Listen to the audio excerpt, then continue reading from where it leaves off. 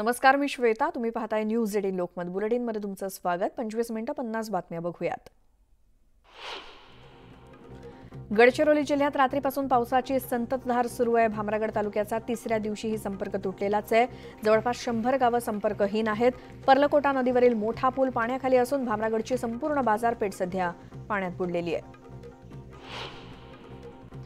गडचिरोलीला पुराचा विळखा बसला. अडकलेल्या नागरिकांना वाचवण्यासाठी आपत्ती निवारण यंत्रणेच्या पथकानं तब्बल 1 किलोमीटरपर्यंत खांद्यावरती बोट उचलून नेत नागरिकांना सुरक्षित बाहेर काढलं. तुडुंब भरलेले 3 नाले पार करून नागरिकांना सुरक्षितपणे गडचिरोली मुख्यालयात आणण्यात आलं. सांगलीच्या कृष्णा नदीची पातळी 6 इंचानं घटली आहे, तर वारणेची परिस्थिती जैसे थेच आहे. जिल्ह्यातील एकूण 4062 नागरिकांचं स्थलांतरण करण्यात आलंय. त्याचसोबत जनावरांना देखील सुरक्षित ठिकाणी हलवण्यात आलंय. जिल्ह्यामध्ये कृष्णा आणि वारणा नदीकाठची हजारो हेक्टर शेती पाण्याखाली गेली आहे. यामध्ये भात, सोयाबीन, ऊस आणि भाजीपाला अशी अनेक पिकं पाण्यात गेल्यानं शेतीचं मोठ्या प्रमाणात नुकसान झालंय. कृष्णा काठावरील गावांना आता काही अंशी दिलासा मिळणार आहे. कृष्णा नदीची झपाट्यानं वाढणारी पाणी पातळी आता संथ गतीनं कमी होतीये. जिल्ह्यातील पावसाचा जोर ओसरल्यामुळे पाणी पातळीतील वाढ मंदावली आहे. मात्र शहरातील पूर पट्ट्यातल्या सखल भागामध्ये अद्यापही पाणी आहे. सांगलीच्या चांदोली धरणातून सध्या 16,385 क्युसेक वेगानं पाण्याचा विसर्ग सुरू आहे. त्यामुळे धरणाच्या दरवाजातून बाहेर पडणारं पाणी नदीपात्रात येऊन मिसळतंय. धरणाच्या विसर्गाची ही विहंगम दृश्य निसर्गप्रेमींनी आपल्या कॅमेऱ्यात कैद केली आहेत. चांदोली धरण परिसरामध्ये अतिवृष्टीमुळे वारणा नदीला पूर आला होता आणि त्यामुळे वारणा नदी काठावरील गावांचा वीज पुरवठा खंडित करण्यात आला होता. यावेळी पुराच्या पाण्यातून नावेच्या साह्यानं जात महावितरणच्या कर्मचाऱ्यांनी बंद पडलेला वीज पुरवठा सुरळीत केला. कोल्हापुरातील पंचगंगेची पाणी पातळी घटली असून पाणी पातळीत फक्त 1 इंचाची घट झाली आहे. सध्या पाणी पातळीत 47 फूट 7 इंचावरती आली आहे. तर शहरातील अनेक सखल भागात पाणी साचले. त्यामुळे जवळपास 95 बंधारे पाण्याखाली गेल्यानं अनेकांचं स्थलांतर करण्यात आलंय. कोल्हापुरात मुसळधार पावसामुळे परिस्थिती गंभीर होत चालली आहे. कोल्हापूरवरून सिंधुदुर्गाकडे जाणाऱ्या रस्त्यावरती वालिंगा पूल या ठिकाणी जवळपास 10 फूट पाणी आहे. त्यामुळे वाहतूक विस्कळीत झाली आहे. ग्रामीण भागातील व्यक्तीला एका हृदयविकाराचा त्रास जाणवू लागला. त्याला भर पावसात नेणं शक्य नसल्यामुळे त्याला बोटीतून पुराच्या पाण्यातून रुग्णालयात दाखल करण्यात आलं. जळगावात आठवडाभरापासून मुसळधार पाऊस झालाय, तर भुसावळ तालुक्यालाच देखील पावसानं झोडपून काढलं. मुसळधार पावसामुळे वेल्हाळा तलाव ओव्हरफ्लो झालाय, तर इतर प्रकल्प सुद्धा ओव्हरफ्लो झाले असून पाणी पातळी नियंत्रित राखण्यासाठी नदीपात्रात पाण्याचा विसर्ग केला जातोय. याचा शेतीला फायदा होणार असून शेतकरी आनंदित झालेत. नागपुरात पहाटेपासून पावसाला सुरुवात झाली, त्यामुळे वातावरणात गारवा पसरलाय. आज नागपूरचा संपूर्ण विदर्भाला पावसाचा येलो अलर्ट आहे. सर्वच जिल्ह्यात पावसाचा जोर राहणार असल्याचा अंदाज आहे. मराठवाड्याची तहान भागवणाऱ्या पैठणच्या जायकवाडी धरणात मागील काही दिवसांपासून पाण्याची आवक सुरू झाली आहे. धरणात सध्या 5.79% पाणीसाठा आहे. 2 दिवसांपूर्वी हाच साठा 4.15% होता, तर मागील 38 तासात जायकवाडी धरणाची पाणी पातळी 1.5% वाढली आहे.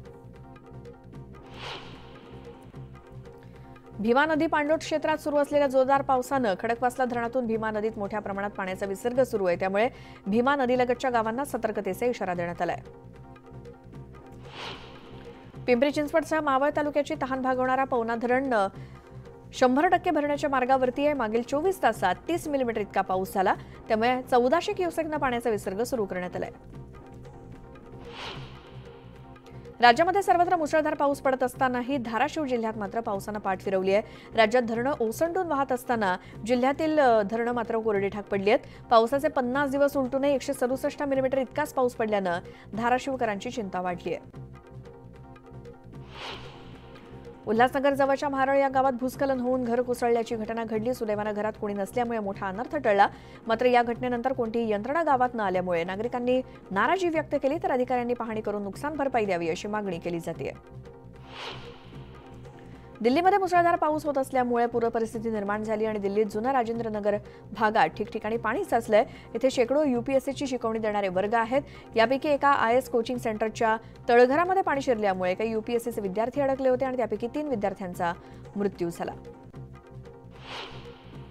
दिल्लीमध्ये मुसळधार पावसामुळे पाणी साचल्यानं 3 विद्यार्थ्यांचा मृत्यू झाला. या दुर्दैवी घटनेनंतर दिल्लीतील कोचिंग सेंटर समोर अनेक विद्यार्थ्यांनी आंदोलन केलं. दिल्ली सरकारविरोधात जोरदार घोषणाबाजी केली. दिल्लीत पुराच्या पाण्यामुळे विद्यार्थ्यांचा मृत्यू झाला, त्याला नक्की जबाबदार कोण आहे असा सवाल आपचे खासदार स्वाती मालिवाल यांनी केला. तर बेसमेंटची जागा अवैध होती, त्याला कोणी पाठिंबा दिला असा देखील सवाल त्यांनी सरकारला विचारलाय. नीती आयोगाच्या बैठकीत राज्यातील नाशिक पुणे रेल्वे मार्ग, Chiplun Karad, Thane metro, Mumbai funnel zone, समूह विकास यासारख्या महत्त्वाच्या पायाभूत आणि विकास कामांच्या प्रकल्पांबाबत मुख्यमंत्री एकनाथ शिंदेंनी मुद्दे मांडले. हे प्रकल्प वेळेत पूर्ण होण्यासाठी केंद्र सरकारनं सहकार्य करण्याची विनंती मुख्यमंत्र्यांनी पंतप्रधान नरेंद्र मोदी यांच्याकडे केली. मनसे अध्यक्ष राज ठाकरे आज आणि उद्या 2 दिवसीय पुणे दौऱ्यावरती आहेत. सिंहगड रोड आणि डेक्कन पुलाची वाडी इथे पावसामुळे उद्भवलेल्या परिस्थितीची ते पाहणी करणार आहेत. तर उद्या सकाळी मनसेच्या कार्यालयात पदाधिकाऱ्यांसोबत बैठक घेणार आहेत. शिवसेना आणि भाजप या दोन्ही पक्षांकडून कुणबी समाजाला जागा देण्यासाठी स्पर्धा रंगली आहे. शिवसेनेचे आमदार योगेश कदम यांनी कुणबी समाजाला जागा देताच भाजपने कुणबी समाजाला जागा देऊ केल्यानं दोन्ही पक्षांकडून श्रेयवादाची लढाई सुरू आहे आणि आपण जागा दिल्यानंतर भाजपला जाग आली असं म्हणत विरोधक राजकारण करतायत अशी टीका योगेश कदम यांनी केली. मराठा क्रांती मोर्चाच्या शिष्टमंडळानं शरद पवार यांची भेट घेतली. सरकारनं ओबीसी आणि मराठा समाजाच्या निवडक लोकांना बोलवून घेऊन आरक्षणावरती कायमचा तोडगा काढावा अशी मागणी मराठा नेत्यांनी केली. आम्ही सरकारला पूर्णपणे सहकार्य करू, यात कुठल्याही प्रकारचं राजकारण आणणार नाही असं आश्वासन शरद पवार यांनी मराठा बांधवांना दिलं.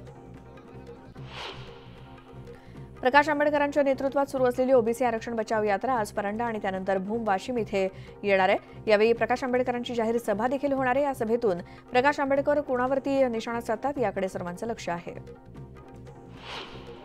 विधानसभा निवडणुकीच्या पार्श्वभूमीवर सर्वच पक्षांच्या कार्यकर्त्यांचे मेळावे सुरू झालेत. निवडणुकांसाठी आजी माजी आमदार तयारीला लागलेत. यावेळी वाढदिवसानिमित्तानं भाजपचे माजी आमदार गोपाल अग्रवाल यांनी कार्यकर्त्यांचा मेळावा घेऊन त्यांना कानमंत्र दिला. भिवंडी लोकसभा मतदारसंघ हातातून गेल्यानंतर काँग्रेसनं विधानसभा निवडणुकीसाठी पुन्हा एकदा मोर्चे बांधणीला सुरुवात केली. यावेळी जिल्हाध्यक्ष दयानंद सोरखे यांच्या नेतृत्वाखाली ठाणे जिल्हा ग्रामीण काँग्रेस पदाधिकाऱ्यांच्या आढावा बैठकीचं आयोजन करण्यात आलं होतं आणि यावेळी अनेक महिला पदाधिकाऱ्यांनी काँग्रेसमध्ये पक्षप्रवेश केला.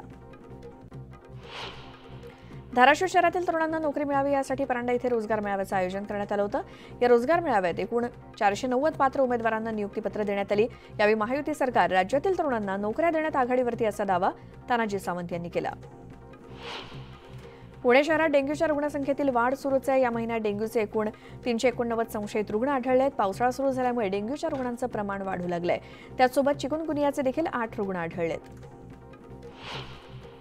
पुण्यामध्ये अतिवृष्टीमुळे अनेक भागात पूर आला होता. त्यामुळे पिण्याच्या पाण्याचे स्रोत दूषित झाले असण्याची शक्यता आहे.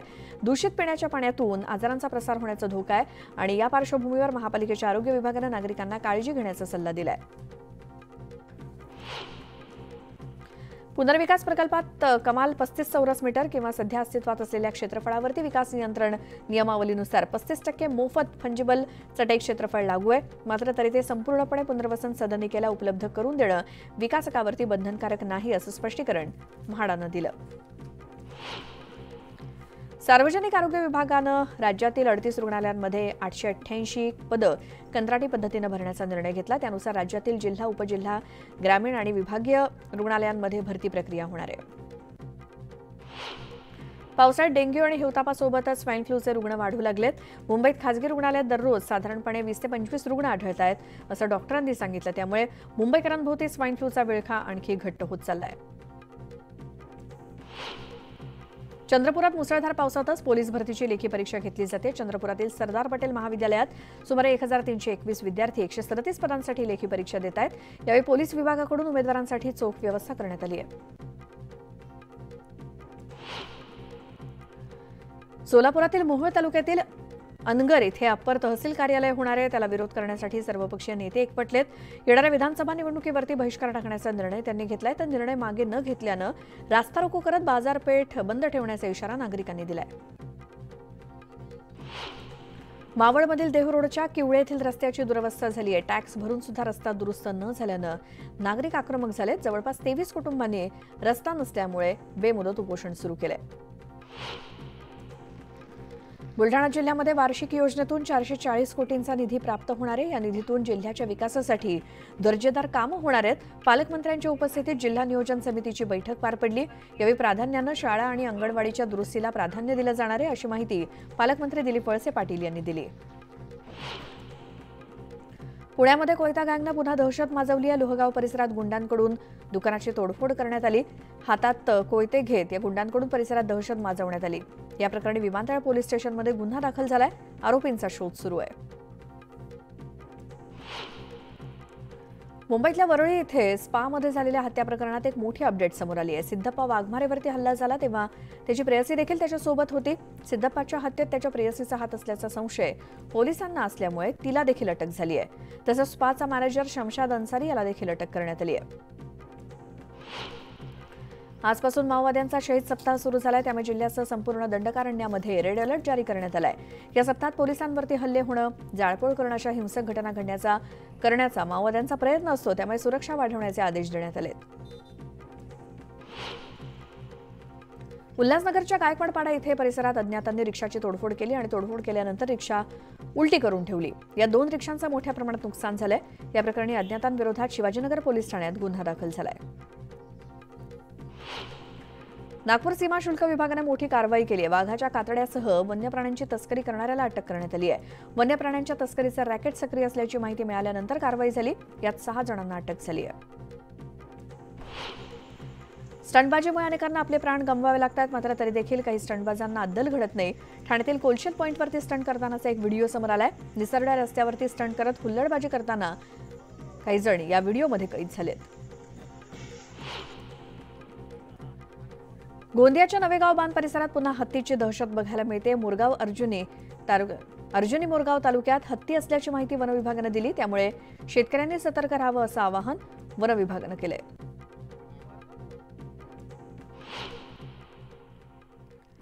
आणि आता बातमी पाहूया ती म्हणजे ऑलिम्पिक स्पर्धेला पॅरिसमध्ये भव्य सुरुवात झाली. त्याच्या एका दिवसानंतर पॅरिसमध्ये भारताच्या पहिल्या कंट्री हाऊसचं म्हणजेच इंडिया हाऊसचं उद्घाटन करण्यात आलं. रिलायन्स फाउंडेशनचा संस्थापक आणि अध्यक्ष नीता अंबानी यांनी दीप प्रज्वलन करून इंडिया हाऊसचं उद्घाटन केलं. या देश-विदेशातले प्रमुख पाहुणे, आयओसीचे अधिकारी आणि भारतातील प्रसिद्ध व्यक्ती उपस्थित होत्या. यावेळी भारतात ऑलिम्पिक आणण्याचं स्वप्न पाहिल्याची आशा आयओसीच्या सदस्या नीता अंबानी यांनी व्यक्त केली. तर भारत लवकरच ऑलिम्पिकचं आयोजन करेल असंही त्या म्हणाल्या. इंडिया हाऊसमध्ये आम्ही संपूर्ण जगाचं स्वागत करतो, जेणेकरून पूर्ण जग भारताची सौंदर्यता, विविधता, भारताचा समृद्ध वारसा अनुभवेल अशी भावना नीता अंबानी यांनी व्यक्त केली.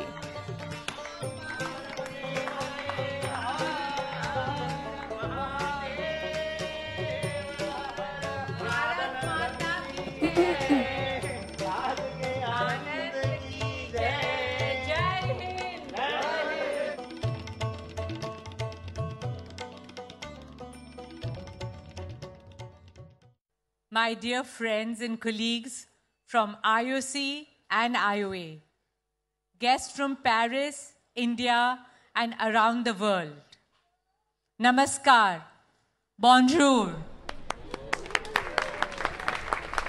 Welcome to the first ever India House in the history of the Olympics. Today, we gather here at the Paris Olympic Games 2024 to open the doors to a dream that belongs to 1.4 billion Indians, a dream to bring India to the Olympics, and our shared dream to bring the Olympics to India. A nation in its journey through time reaches a tipping point, a point when it changes the course of its history. India has arrived. It is time that the flame that was first lit in Athens must light the skies of our ancient land, India, Bharat. आणि यासोबतच वेळ झाली या बुलेटिनमध्ये एका छोट्याशा ब्रेकची.